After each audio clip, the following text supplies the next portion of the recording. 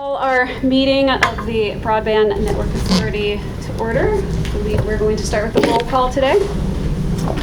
Yes, ma'am. Ms. Glover? Here. Mr. Green is absent. Mr. Hugo? Present. Ms. Hughes? Here. Ms. Thomas? Absent. Mr. Tillage? Here. Mr. Walker? Thank you. All right. Next up on the agenda are the minutes. We have a motion to adopt. Move to adopt. Second. All those in favor? Aye. Aye. Opposed? Can I call the roll? Oh, sorry. It's all right. It's okay. Ms. Glover? Here. Mr. Green is absent. Mr. Hugo? Aye. Thank you. Ms. Hughes? Aye. Ms. Thomas is absent. Mr. Tillage? Yes. And Mr. I'm Walker just is saying I'm absent. present instead of yes. It's okay. The minutes are It was adopted. on the Thank you. positive. It wasn't a no, right? I heard you say yay the first time. All right, so then I believe up next we are moving to the discussion portion. I think this is a follow-on from our last meeting. We need to go forth. All right, so thank you so much, Chair Hughes and members of the authority, Mr. Manager. You have also before you a copy of the official digital opportunity plan for the city of Portsmouth. That's something that we want you to take with you and thoroughly just kind of look through, and then we'll follow up at the next meeting if you have any questions or comments in reference to the digital opportunity plan. Today's presentation is somewhat of an overview and a summary of what you'll find in the plan. All right, so the presentation this evening, where's the mouse? Thank you, thank you.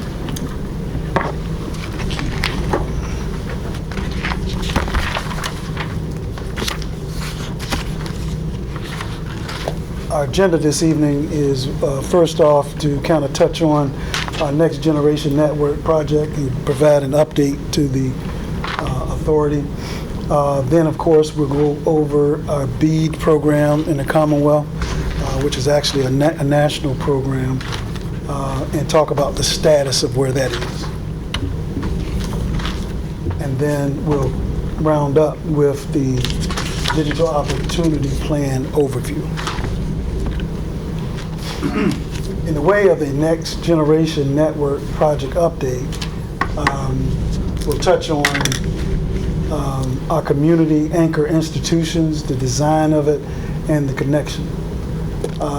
You'll recall that I mentioned, I believe it was the last meeting, that we had applied for a grant, which is the Southeast Economy and Infrastructure Development Grant that we applied for to assist us with some of the funding of what's going to be necessary as we build out our local ring here in the city.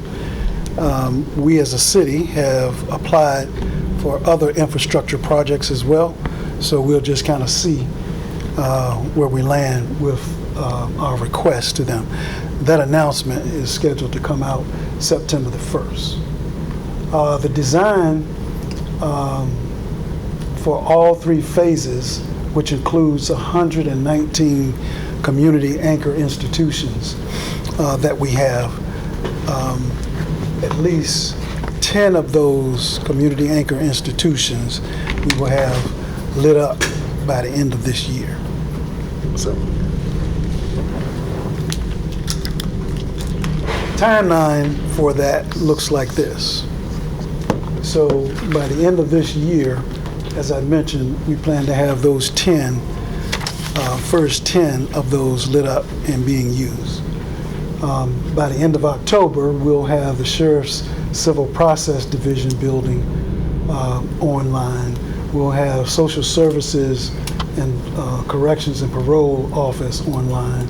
And of course, we'll have the Fire Rescue and Emergency Medical Services Station 1 online by the end of October.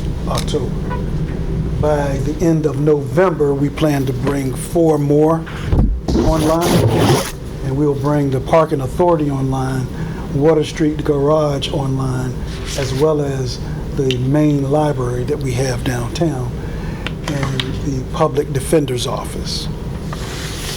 And then during the month of December, we'll finish it on up with 3 more, and then that'll be the first 10 that we have. Of course, that'll include Senior Station, it'll include the Sportsplex, and then we'll close out with Pretty Light Lift. All of those will be the heavy lifting, if you will. The city jail and the former regional jail as we know it will be pretty simple because it actually is one of the nodes for our actual ring. So the fiber is already there in that facility already, just sitting, waiting for some to go from dark fiber to lighten it up. BEAD, again, different authority now, so we'll mention what BEAD stands for. BEAD is the Broadband Equity, Access, and Deployment Grant. Originally, that was released, and Virginia was to get $1.48 billion of federal funding as part of its allocation. That has since changed. There's a different administration federally, and so they are looking at new definitions as well as what that funding is going to look like. So the process is already in motion, but some of the components of that process has changed. Virginia closed the benefit and bargain negotiation round and the final round for our ISPs. I'll go over with you what that looks like for the city of Portsmouth in just a moment. The negotiation round, what those provisional awards will actually look like. That was announced Wednesday, and I think the 22nd is when the public hearing of that will actually be closed. So Virginia's draft plan by DHCD has been put together. It's now open for public comment and will close out on the 22nd. At the closing of that, on the 22nd, that public comment period, Virginia will submit its final plan to the feds to say this is what we would like. All right. So when I refer to it tonight, it's just a draft of what Virginia is proposing. This has been somewhat of an effort in a partnership between Broadband Telecom, DHCD, and of course the city of Portsmouth.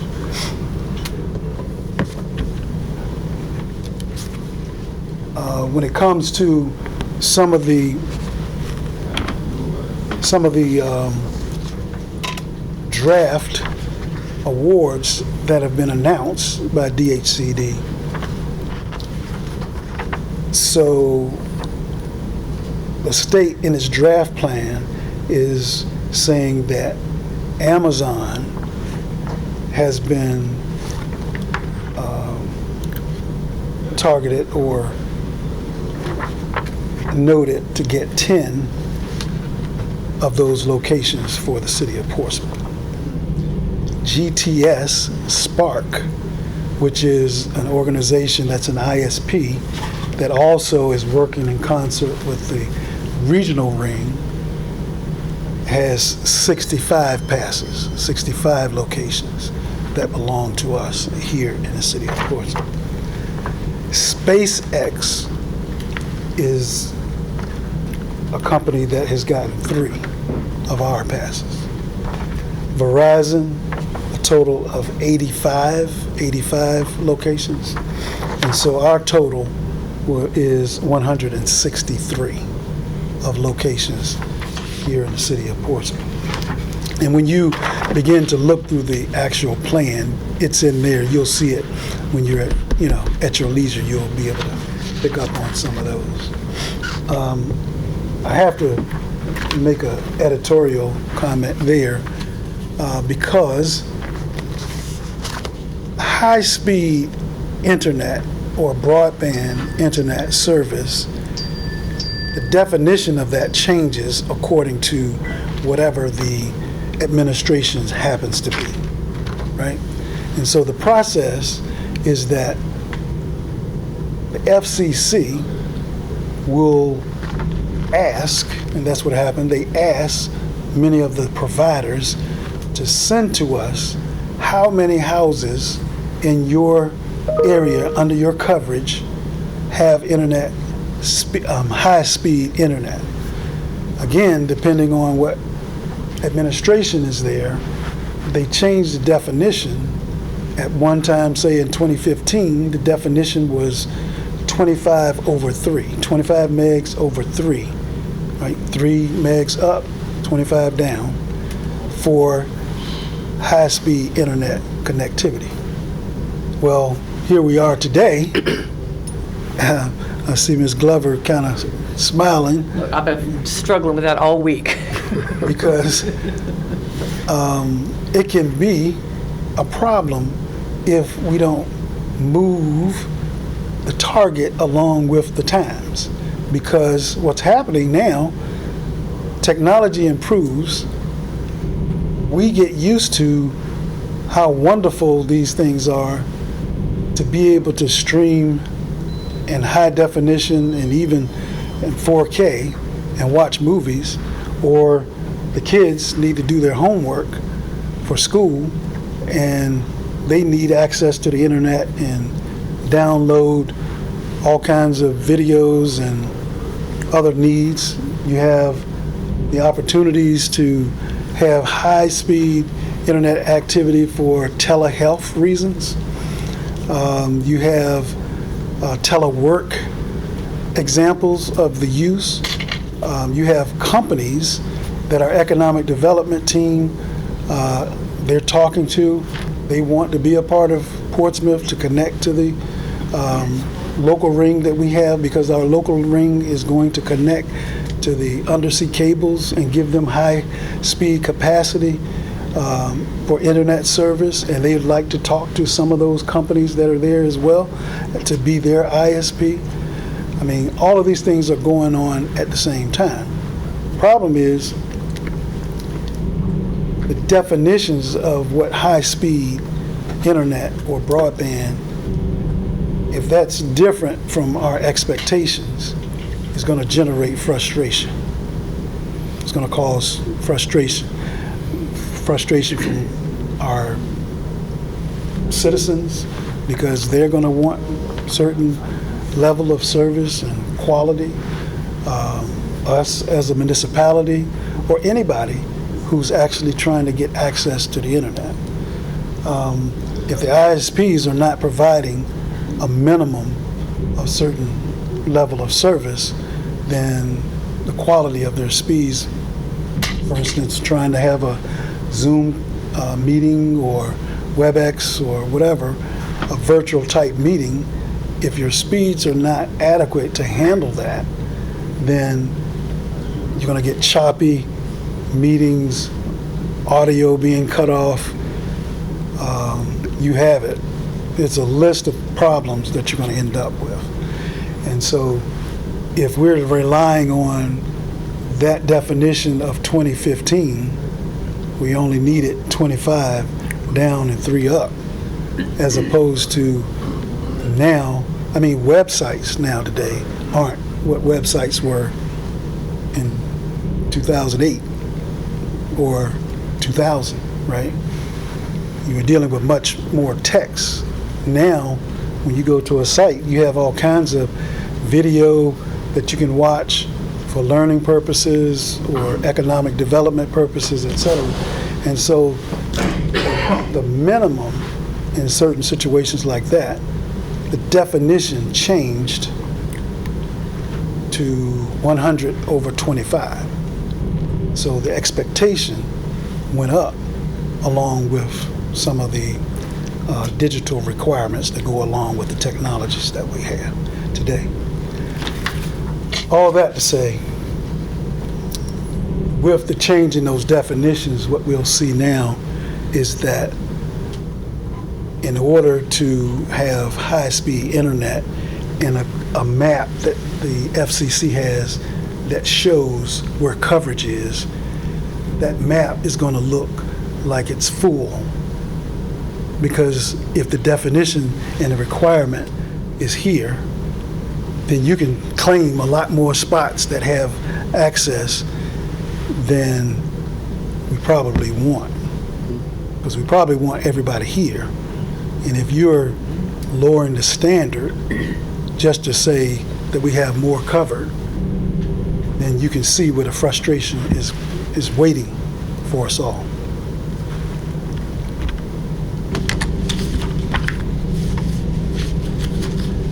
Virginia Access and Affordability Planning Grant. I'm going to go over what the status of that is in the delivery, the plan outline, as well as the survey discussion of the citizens that have participated in the survey that we distributed and gave access to online to our citizens. The idea was to plan and document this whole process via the city's website. We worked along with our GIS folks as well as public communication and marketing to make sure that this was on the city's website.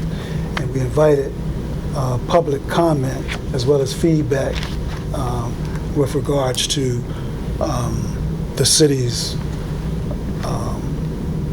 infrastructure or our citizens' either lack of access to what they need, or if they had what they needed, then they would have said so in the survey, those who participated.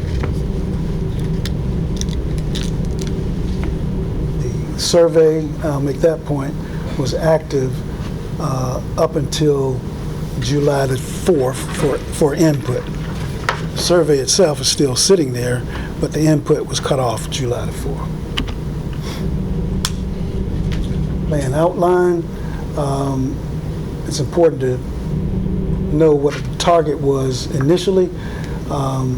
It was for digital opportunity. And what we're speaking about when we say digital opportunity, we're literally saying that every person, every community should have the information technology bandwidth to fully participate in the economy, the democracy, and our overall community needs. Plan status and delivery. Of course, first off, as I mentioned, access is important, and that's an area that we want to make sure that each household has that access. And an important point to make there is having the access and the connectivity isn't just for those who are raising their hand saying, hey, what about us over here? It's for any and everybody. We want to close the digital divide and give that opportunity for any citizen that we have, right?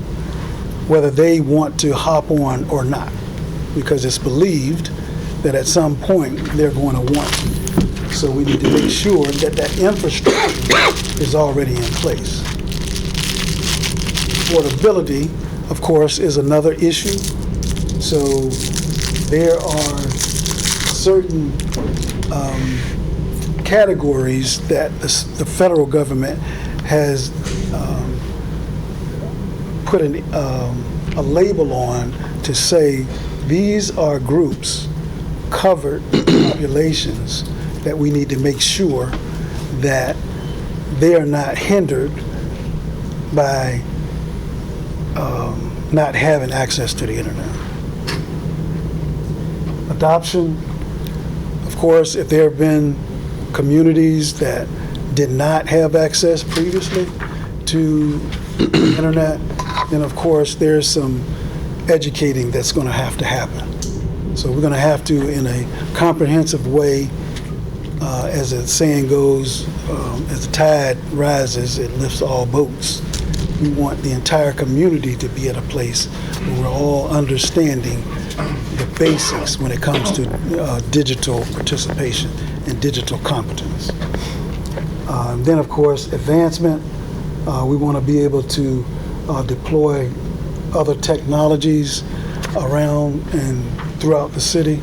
So with this infrastructure that we have, we'll be able to take advantage of other technologies if we build this infrastructure out.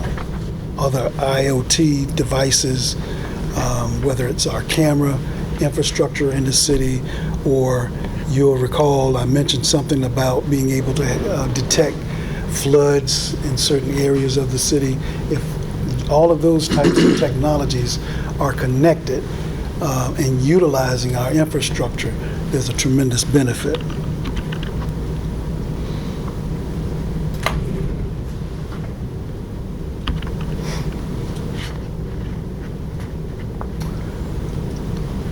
An important part of what we'll need to do for our entire deployment, these first 10 geographically are close together. But overall, there's going to have to be an overall needs assessment done to close the gap with regards to that definition that I mentioned earlier, the digital divide, those locations, those places, those neighborhoods that may not have had the infrastructure to have high-speed connectivity.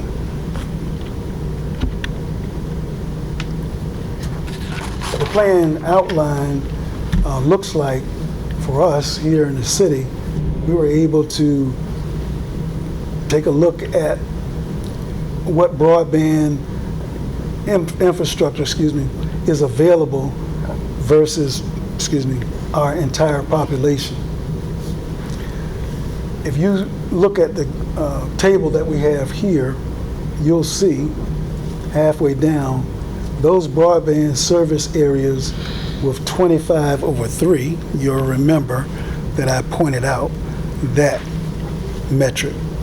25/3 megabits. Now you're talking 100% of our city has that. According to the former ISPs that were the only games in town, they reported that information to the federal government, that everything is covered at those speeds. Since then, DHCD has done its own objections to that map, and we have done surveys with the citizens to see what the problems actually are. Now, if we're looking at a gig over 100, then of course we know that that's a speed or acceptable level. It's actually exceptional to be able to have or hit that level of internet connectivity.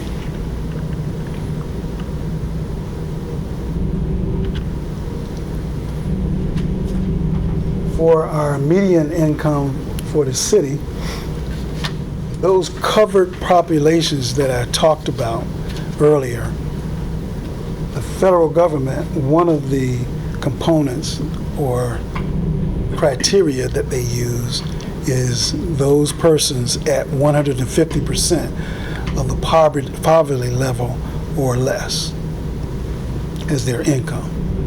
That number happens to be 48,000 for a family of 2 to 4 individuals. For a single household, then that works out to be roughly $22,000. And you can see here on the map of the city, those burgundy or dark burgundy areas on the map are those areas that fall below $25,000 in annual income. And of course, the scale continues right on with others. And again, under your leisure time, you'll have the opportunity to kind of thoroughly go through and see what Portsmouth is actually looking like. Then another one of those covered population areas is the disability community. And so compared to the national average of 15%, then we begin to look at the city of Portsmouth with a graph that will tell us how we measure up to the national average across the entire city. And there's a scale, a graduate scale there that depicts what that experience is here in the city of Portsmouth as well. Then another one of those covered populations to close the digital divide is those persons that may have barriers to language.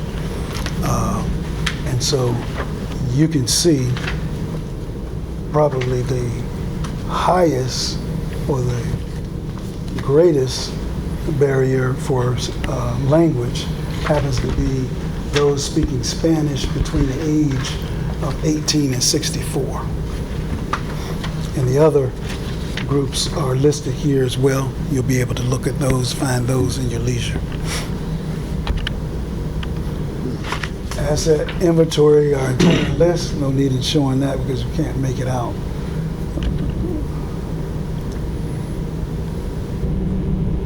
And then, of course, the implementation of our projects and keys to success.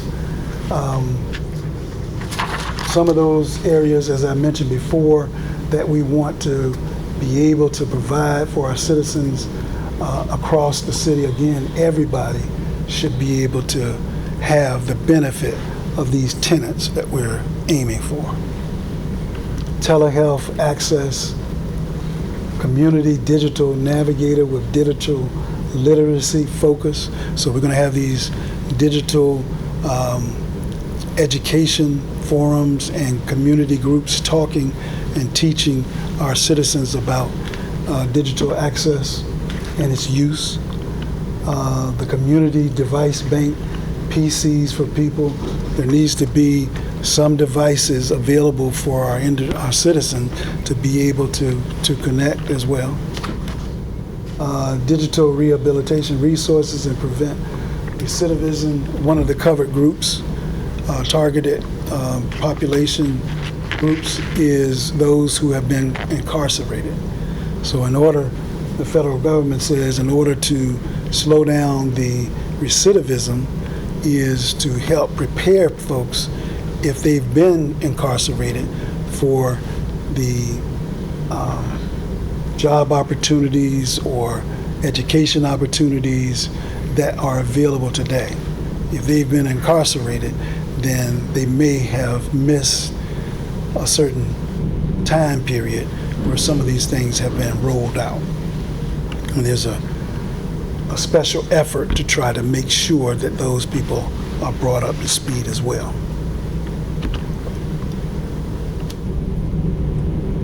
Our planning framework requires ongoing resources and the effort in order to materially deliver results. So we need to make sure that we're legitimizing and the initiative. That's going to happen by hiring specialized staff to take on this issue, to establish a locality-based covered population GIS resource. So we'll make sure that that's a public-facing piece where everybody in a transparent way will know what some of those covered population areas happen to be in the city. We're going to build local coalitions that focus on digital opportunity. Conduct regular outreach with our residents through surveys and input sessions. And of course, I mentioned to you, we've already done the surveys, but we're going to continue with those input sessions to see what other ways we're just trying to make sure that no community in our city gets left out.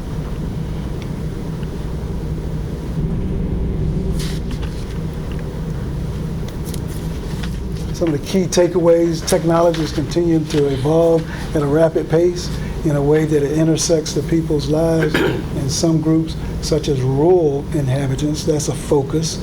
Obviously, that does not apply to us here in the city of Portsmouth.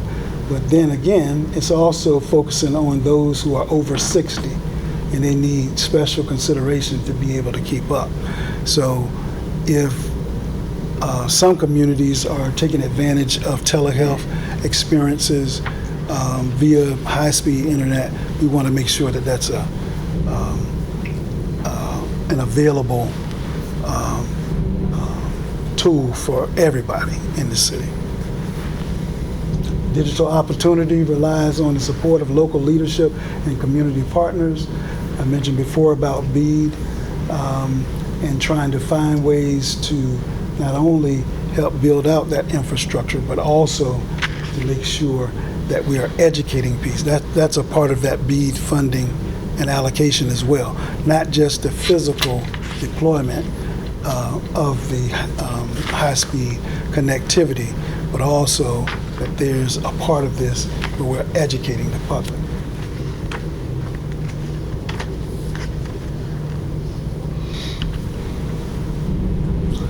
With that survey that I mentioned, here in the city, we had 112 responses, and the mean age for those who participated was 43, and the covered population self-selection included, I'll pull that up here, as a part of the survey discussion.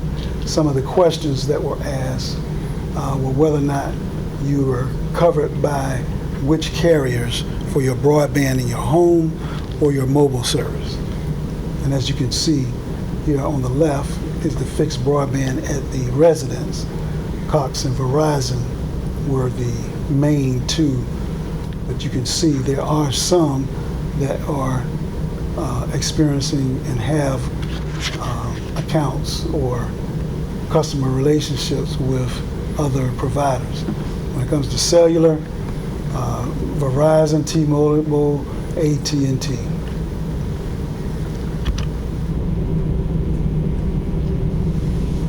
And then in that survey, and you'll be able to see that in the plan as well, is what's the most common technologies that are in the available to people in their homes.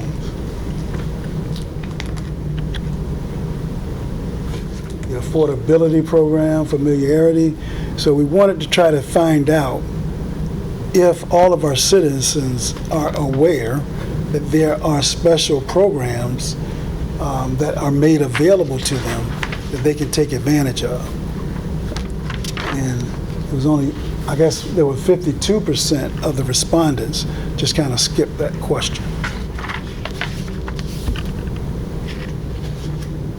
When it comes to telehealth, as I mentioned before, when it comes to telehealth, this depicts, well, in a few days was what was used, the frequency of every day. Are you using telehealth every day?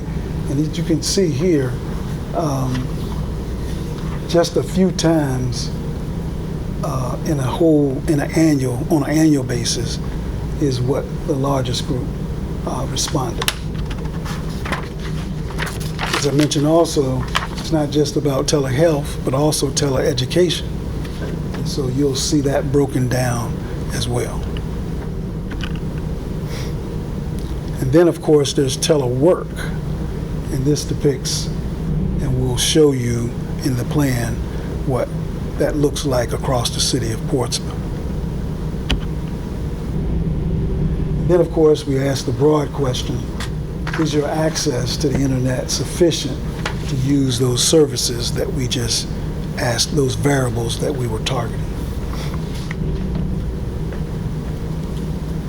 And then we ask, what's your biggest complaint? What's the biggest complaint? What's the biggest obstacle or complaint that you have about your internet service?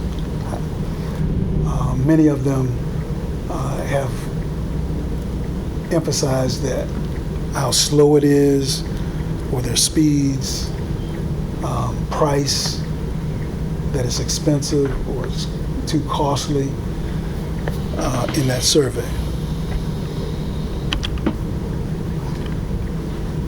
When we put this out, we announced that those participants have a chance to be drawn and receive a gift certificate for their participation. And the individual that was chosen by that random drawing was Lyra Lelika. Gotta pronounce her last name. We've already reached out to that person. And that concludes the presentation.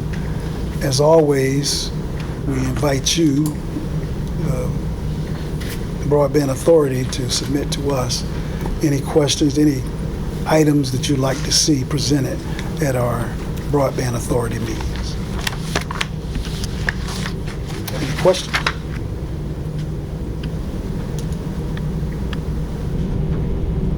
No questions? All right, so the idea is... We have, Nobody else does, I will. So, back to the NGN project update timeline slide. So we've got 10 initial sites that we're aiming to get connected between now and the end of the year. And we have a total of 119. How did we pick these 10? Are these the 10 most important? The 10 easiest? The 10 most convenient to access to the ring?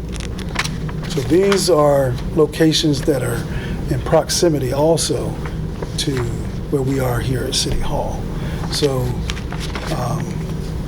primarily our decision to build the ring had to do with making sure our government services, the quality of that goes up tremendously, and then that our cost goes down tremendously.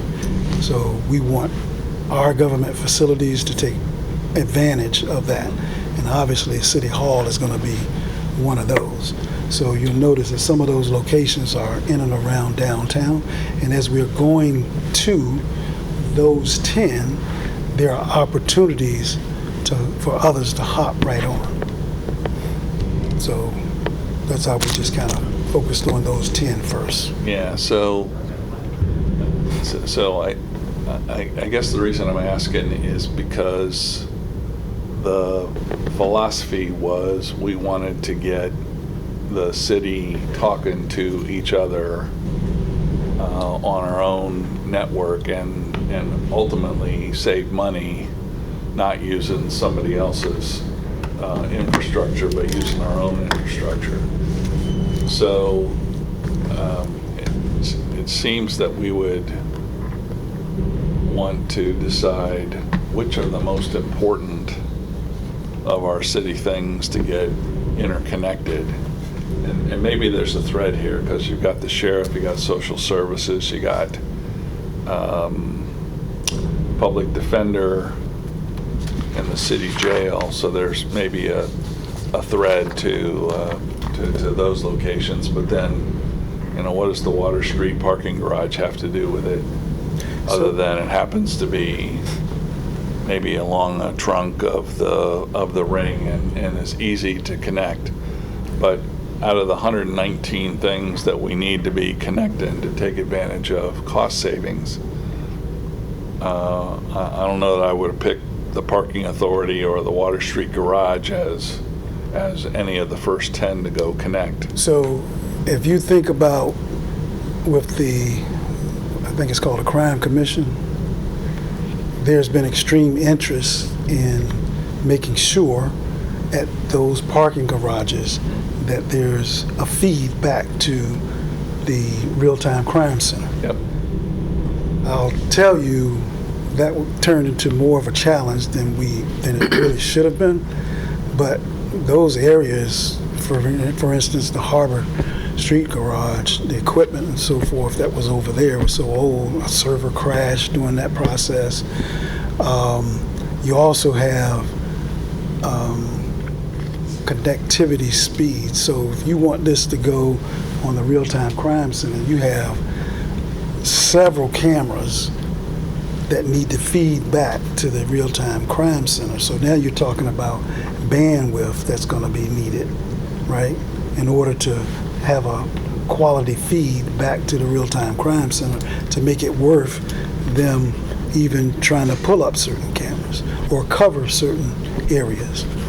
And so those, the fact that the broadband, the fiber is running in and around those locations will make it easy for the next step for us to hop on.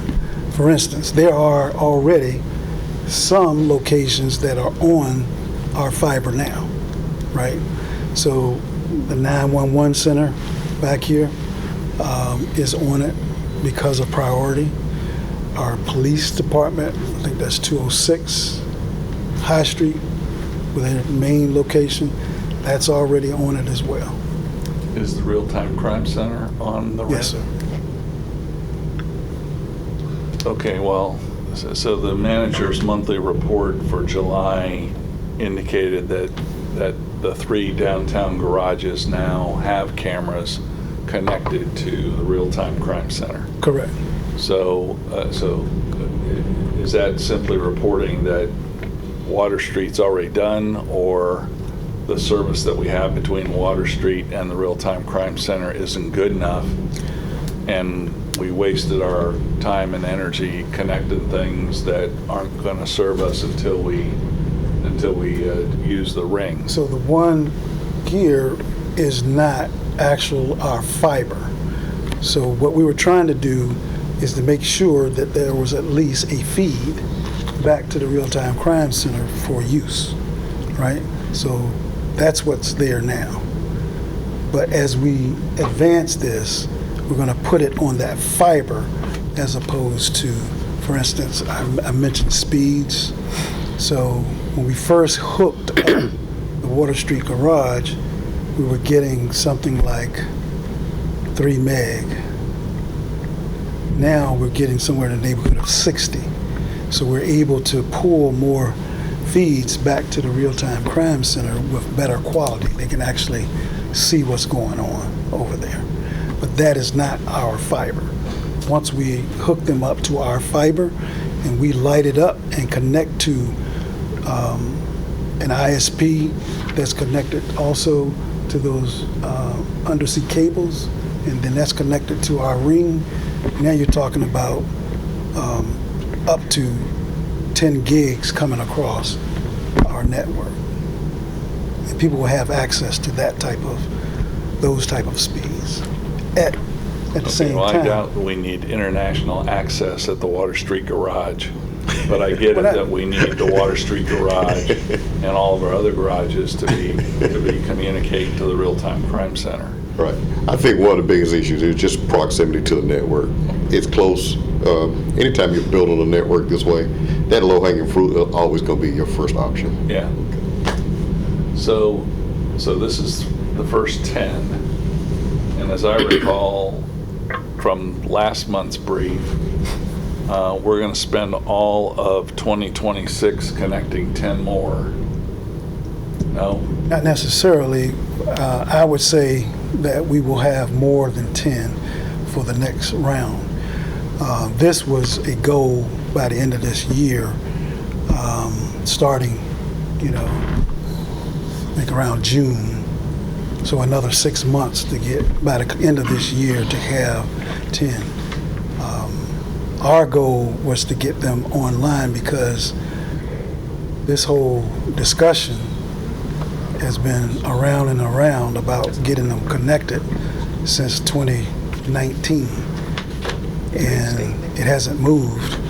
And so we wanted to make sure that we focus on getting it started, identifying what those 119 locations were, and a plan towards making that happen. Okay, so do we know yet when the 119th thing gets connected? Well, you know, How long is it going to take us to connect the city to the city?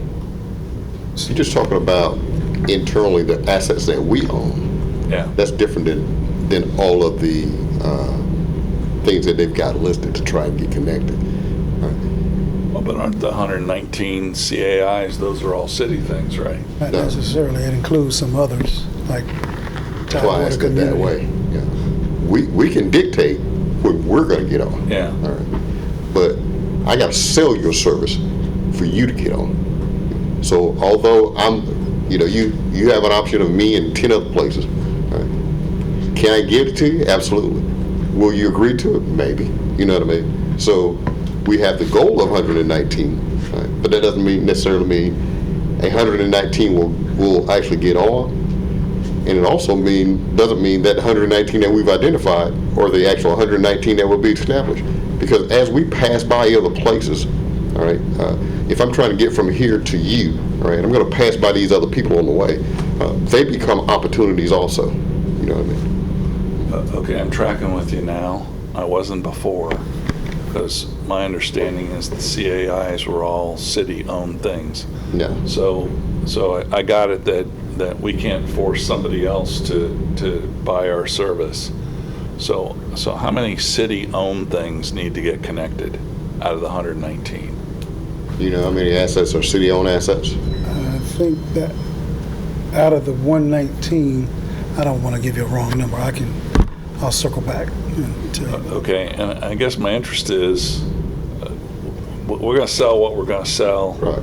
But the kind of the philosophy here is we want to get the city talking to the city on this thing so that we get off of somebody else's infrastructure and we save money. Right. Well, the only way we're going to get there is get the city talking to the city. So if those are the things that we're going to connect first, good. How do we connect those things faster so that we get off of somebody else's infrastructure sooner and start collecting the savings because we're using our own gear instead of some other providers? So you'll recall I mentioned about the assessment, Yeah. that study that needs to be done.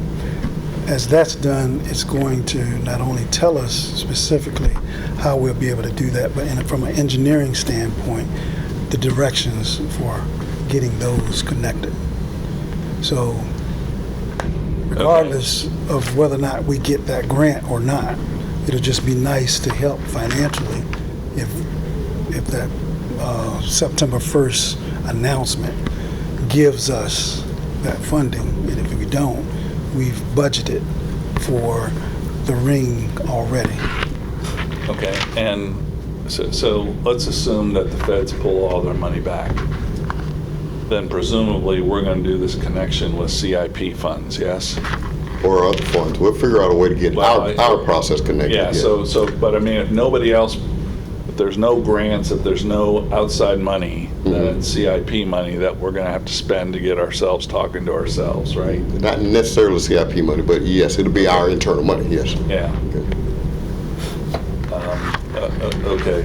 Can I help you a little bit here? Yep. I think if, and I don't know the number for this off the top of my head, do you guys have a cost per, you're in the distribution piece of your network now, right? Do you know how much it costs to do a drop at any facility? And just an average cost, not a, nothing I hold your feet to the fire on, but, if it costs, I don't know, $20,000 to get off your distribution network to a facility. Do you have any idea what that cost is? I don't have that available right now. That's more because of the design that needs to be done for us to understand that. There are people online. So yeah, so the cost is, the main part of this is understanding the fiber design that actually has to be done. Because once you get an idea of all the anchor institutions and the fiber design, then you're able to actually put a cost and analysis together and break it down over how many years you want to get this build done. But you can't do it without actually doing an actual network engineering design showing which fibers go where, which fibers you're going to lease, which fibers are going for traffic control systems, which fiber are going to unserved areas. All that has to be done. That's why we put that as part of the initial plan to get the design done on these 10 facilities. Once we have that, we'll be able to, we can do 50 facilities in 2026 based on funding and the capability. Well, that was the reason I was asking, if you, and again, I'm not looking for the detail of, you've completed an analysis, but you should have some kind of idea of it costs X amount to light up a facility. And then you multiply that by how many facilities you want to do, and then how much money you got to spend it on. That'll tell you how quickly you can move through it. It's really, it's that simple. Yeah. Once you figure out how much it costs to do each facility and what your pot of money is, how much money you got to spend, that's how quickly you can move. And the So that's design what- will tell us that, because then we can decide what equipment we're using for pond equipment, Active-E, where we're doing, different kind of technologies, and that'll give us a good baseline. So that's our goal for this year. Okay. So the target date for the delivery of that assessment is end of year? Correct. Okay. Can you go to the next slide, please?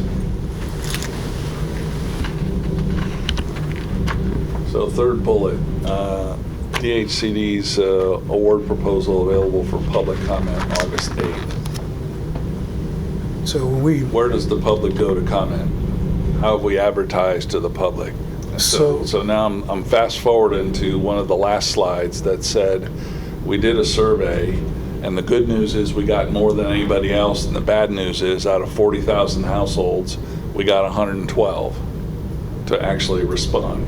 So 112, I suspect, isn't statistically significant. So we got graph after graph after graph of 112 responses that mean nearly nothing in my mind, because it doesn't represent a decent sample size of the number of households that we have in the city. It doesn't represent a decent sample size of all the households, but it does represent a decent sample size of people that's willing to respond, because that's really what you're dealing with. Now, when you're doing a survey that way, you're not looking for 100% participation. What you're looking for is... I'm with you. We're not looking for 100%. But my point is, I don't know where the public comment is, and I know probably as much about what's going on in the city as the average citizen. So if I don't know, then there's a 100% chance that everybody like me doesn't know. And when you did the survey and got 112 responses, I didn't respond because it wasn't on my radar screen. Right. Reminded me to go find a survey and respond. And maybe you didn't want my response because I got 1,000 over 100 from Cox available to me. But yeah, and so my point is, this thing is aiming to get high-speed internet into every household in the city, and I'm willing to bet 99% of the households have no idea what we're doing. Okay, can I restate that for you? Yes, sir. The actual aim is to make it available to 100%. Okay, but if it's available and they don't know anything about it, what good is that? Well, it becomes available and people start realizing it in stages. Meaning, if you don't know anything about it, but I start building in your neighborhood and your neighbor gets it, all right? That's kind of how it kind of permeates in the neighborhood, into the city. It won't be a blanket, everybody will know at one time and everybody's going to jump on it at one time, or anybody will even consider it at one time. We can't build out that way, so we don't even really want it to happen that way. What we want to happen is in the stages that as we get to the neighborhoods and facilities that we can, we want to go ahead of them, let them know that, hey, it's coming, you know what I mean? So you have good information to make decisions about, so that as we pass by you, either we give it to you or we don't, based on what you want to do. But then we go to the next phase and we do the exact same thing. Prior to us getting there, we'll tell everybody we're coming, and then we'll build into that neighborhood, and they'll have an opportunity to see what's happening. Okay, so is that all addressed in here, how we're gonna? I have to read this before I can tell you that, because I got it when you got it. Yeah. Okay. So I mean, marketing's gonna be key here. Yes, sir. Because if you build it won't necessarily come. Oh, absolutely unless not. they know about it. And the evidence so far would suggest ain't too many people know about it. And DCHD, they will do their own campaign to get people comments on this. Yeah. It won't be a local thing that we're trying to do for Okay. it. You know what I mean? And to follow up to Mr. Carter's comment, there'll be other ways that they can help determine where it's needed as well. So the survey was just one of the ways. You'll recall back, it probably was like March or so, I made sure that the folks knew that there was going to be an opportunity for them to log on, test your speed, and then, log on to DHCD. They are actually testing the speed of that particular household, and then from there, they're gathering information of whether or not that was acceptable or not. And from your chart, it looks like all over the city were acceptable. Love the ocean, not spreadsheets. You need to hire. I need Indeed. Indeed you do. When you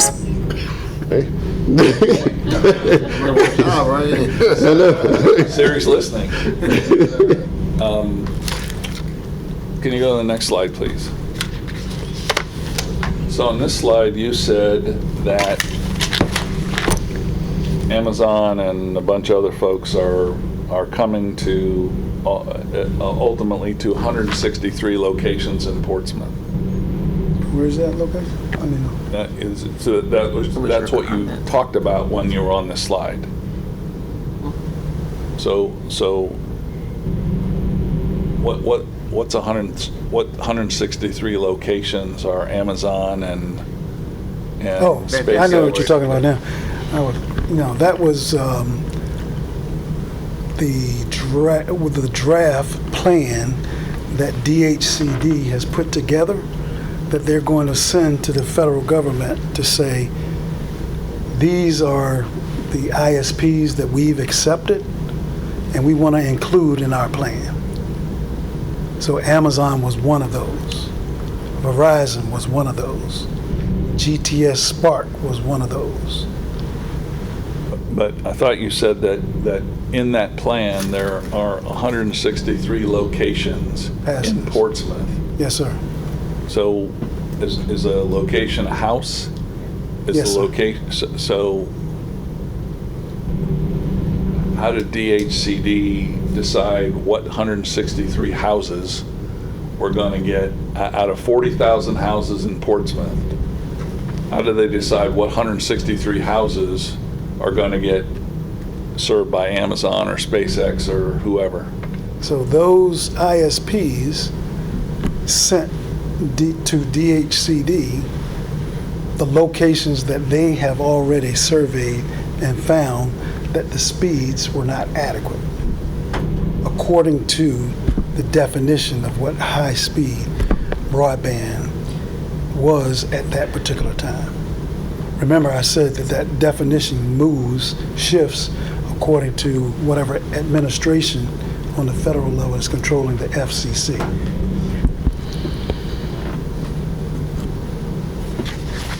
Okay, I'm still confused.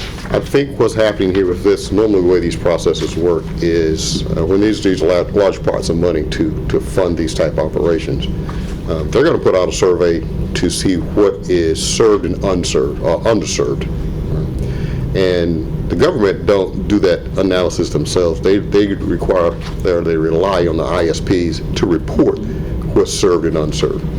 Well, I think there's a couple of flaws in that, and I won't get into that. But what's going to happen is they break these things down into census tracts, and an ISP will, if they provide service in that ISP in that area, they report that area is served, right, and whatever capacity that they can do it at. All right.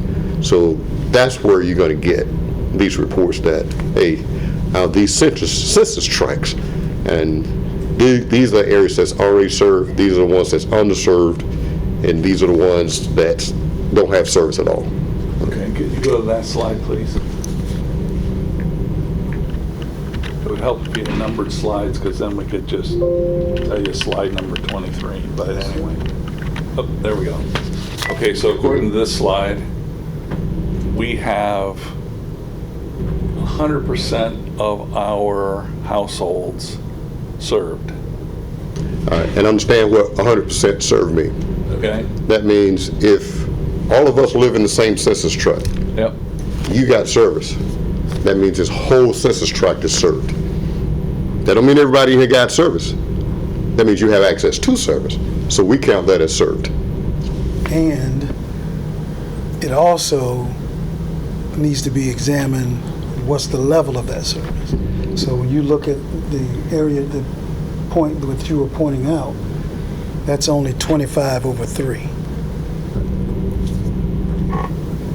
Well, 1, 2, 3, the next to the bottom line says that we have 100/20, but not 1,000/100. And 100% of the survey locations met 100/20. Right. Let's get That it means back to- there is a ISP in that area that can serve at that speed. That don't mean everybody in that neighborhood Is paying has for that. So I get that, but going back to a year ago at the broadband meetings, I asked the question, so is the goal that every household has service, whether they can afford it or not? And the answer was no. They have access to the service. If they Right. can't afford it or they choose not to have it, that's their deal and not this deal. Well, that's what this question is answering. This question says, is there service in this area and is it at this level? Yeah. All right. The answer is yes. That doesn't mean you have it or you can afford it. But that means it's in that area and it's the individual household's problem if they don't have it or not. It's how this is kind of worked. So when you see 100%, that don't mean every house in there has it. Okay. It just means based on how they divide these census tracts up, somebody in that census tract has it. So that means everybody has opportunity to have it. Okay. And nothing's changed. At the end of the day, just because service is available, there's nothing that we're doing that's ultimately going to provide that service to a homeowner that doesn't have the service because they can't afford it. Is that true? No. There are things that even the government does in these areas that, well, I don't know if they're still doing. There used to be a kind of like a rebate or something that the government would do depending on your income level and what kind of service you have. They'll give you some money back on those. But I think one of the things what we're trying to do is drive competition into these areas. Where if it costs you $100 to get whatever service it is today. Well, if there are 3 providers in that area, you could probably get that same service for maybe $70. You know what I mean? Just because you have more competition in the area. What we're trying to do is build out the infrastructure so that some ISP don't have to incur that cost.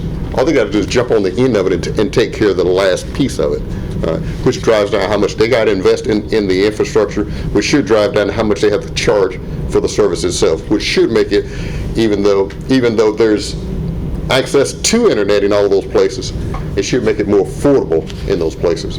Hopefully, the goal is to get more people on it because they can afford it better. So that's pretty much what this question was about, that 52% of those respondents skipped the question. So it's probably because their incomes are such that they don't need those special programs. But we do know that the ISPs themselves offer special plans as well. And everybody that qualifies doesn't always, participate for some reason. Yeah. Our job, the ISP's job, is to educate the public about these opportunities. It's almost like the toll relief situation where, a lot of money's still sitting on the table because folks are not So participating. it is the ISP's job to advertise, but it's our job also to advertise what's available, right? Indirectly, yes. All right. We can't be an ISP. You know what I mean? I get that, but we do want to make the information available for the households that today are not connected because they can't afford it, to point them to programs that Help the help affordability. them to be able to afford it. Yeah. Well, I would think social services and senior services would have that information. Maybe. Or if they don't, That's kind of a niche thing. People don't really, there's probably no place you can go there's a flyer about. no. What I'm saying is, if I'm going to apply for whatever, my first stop is my local social service office, which is Feds. But anyway, or the senior services that are offered, or the Beasley Center, anywhere that any kind of counseling or conversations are happening, that knowledge is just shared or is available, that if you're talking to whoever, you can ask the question, or if they're asking for assistance for other things, if they're needing help with groceries, phone, utilities, to me, that's a utility as well.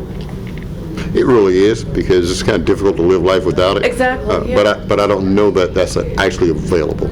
As far as education is concerned, I think we're going to have to create something. Right. to make Oh, that no, happen. and I understand it, and that's what I was saying. I think that can be part of our community outreach, is making sure the people in the community have that information to say, and working with the ISPs that offer the low-income packages to share that information.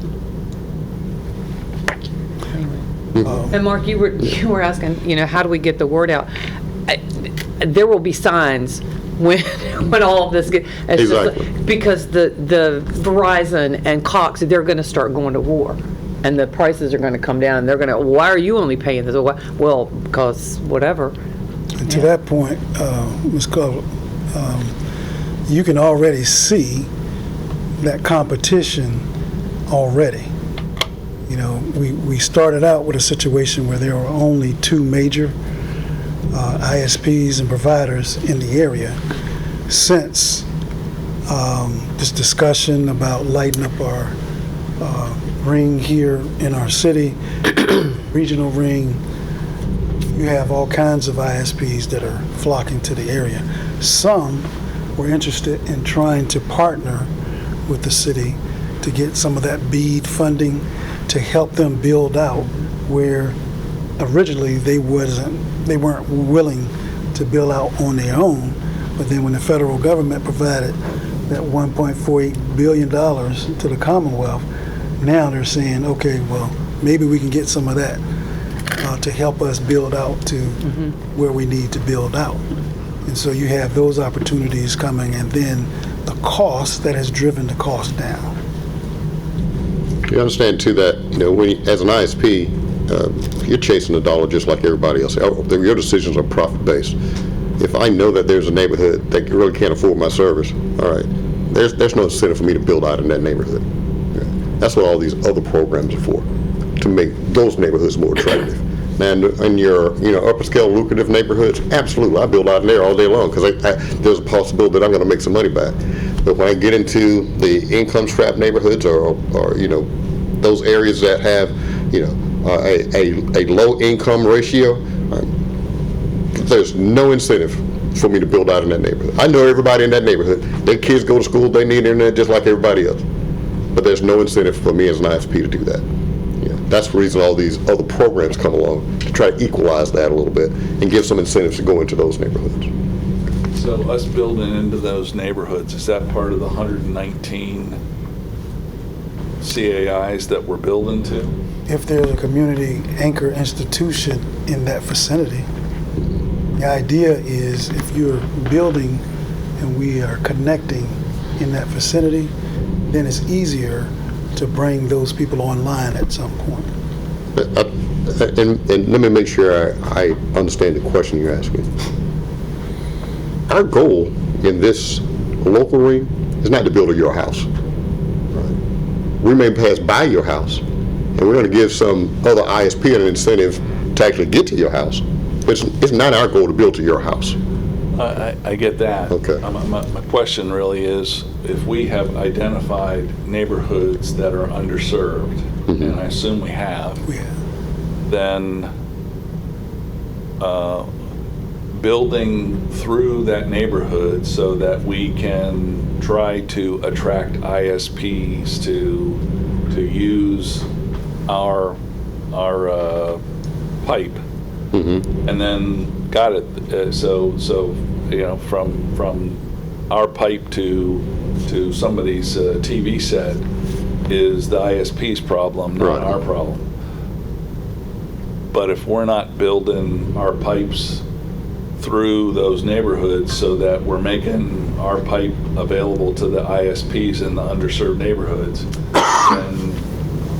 then the underserved are going to continue to be underserved because to your point, There's no incentive. there's no incentive for the ISPs to build in there. So the only way that it's going to be attractive is if we at least build the trunk line Right. and then make that accessible to the ISPs to tap into. So one of the things I can do is follow up with and make sure the commission members, authority members, actually have a map of what our local NGN ring is.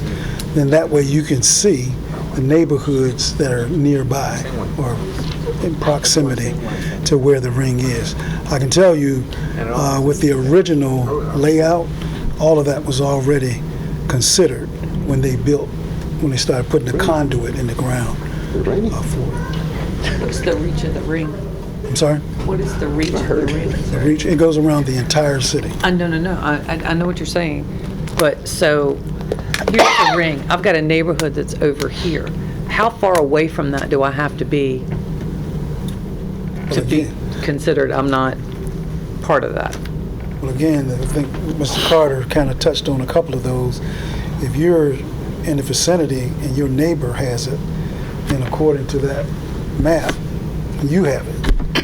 No, Well, the ISP would have to They have to that build that. connection. right. They're gonna- And I get that. But I think I guess the question she's asking is, we have a ring built, right?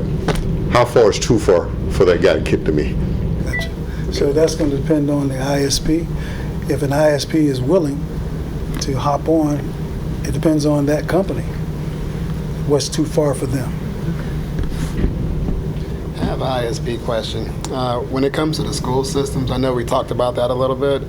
Is there and I feel like they should be one of the customers, is there a requirement for an ISP to be in the middle before they get to the ring, or can they connect directly to the ring when it comes to the schools? When it comes to schools, if they're going to be providing a service, then yes, they're going to have to, Get an ISP? yeah.